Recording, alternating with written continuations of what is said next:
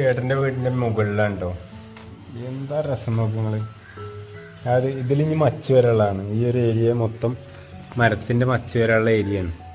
അത് കറക്റ്റ് സൈസായിട്ടാണ് വരിക. അതായത് കറക്റ്റ് സ്പോട്ട് ചെയ്ത് കറക്റ്റ് അതിൻ്റെ മുകളിലാണ് സീലിംഗ് വരിക. ആ സീലിംഗ് കൂടി വരുമ്പോൾ ഭയങ്കര വൈബ് ലുക്കായിരിക്കും.